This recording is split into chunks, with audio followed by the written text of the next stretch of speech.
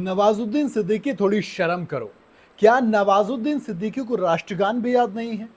क्या नवाजुद्दीन सिद्दीकी इतनी भी जहमत नहीं कर सकते कि वो स्टेज पर खड़े होकर राष्ट्रगान पढ़ सके? इस वक्त सोशल मीडिया पर ये तीन बातें बहुत ज्यादा पूछी जा रही हैं।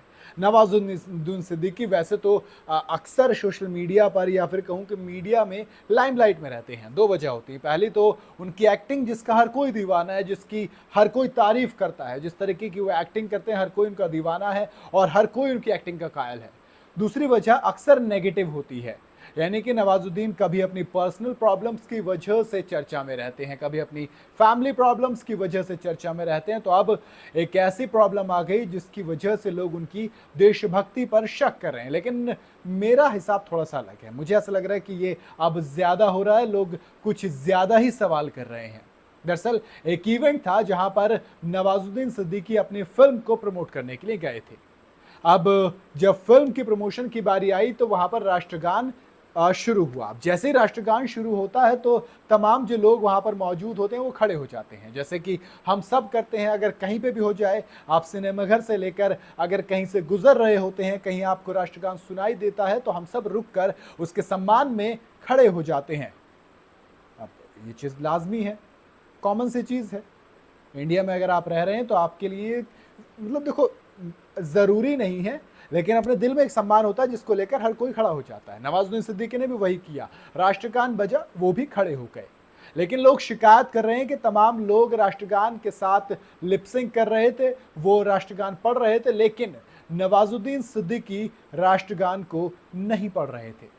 नवाजुद्दीन के होठ नहीं चल रहे थे और इसी वजह से सबने उन्हें सोशल मीडिया पर आड़े हाथों ले लिया। लोगों ने सवाल कर दिया कि क्या नवाजुद्दीन सिद्दीकी को राष्ट्रगान भी याद नहीं है? अब दो तरीके के लोग आए निकल के। कुछ लोग होते हैं जो कि फटाक से एक तो एक ख़ास कम्युनिटी को एकदम से टारगेट करने की कोशिश करते हैं। एक ऐसा ही सोशल मीडिया पर, ट्विटर पर एक अकाउंट है जो अक्सर ढूंढता रहता है क्लिप्स कहीं ना कहीं से निकालने की। उसे ये क्लिप मिली, उसने सीधा सीधा लिख दिया कि they can't even sing national anthem, यानी कि वो नेशनल एंथम पढ़ तक नहीं सकते। लेकिन जो लोग नवाजुद्दीन को डिफेंड कर रहे हैं, जो लोग नवाजुद्दीन के फैंस हैं, जो लोग नवाजुद्दीन का सपोर्ट कर रहे हैं, वो ये कह रहे हैं कि क्या आप हर बार राष्ट्रगान को पढ़ते हैं? कई बार ऐसा होता है कि आप मन मन में राष्ट्रगान पढ़ रहे होते हैं लेकिन सम्मान देने के लिए वहीं पर रुक जाते हैं, खड़े हो जाते हैं, उसकी इज्जत करते हैं, लेकिन ज़रूरी नहीं कि हर बार आप तेज़ तेज़ पढ़ते हैं।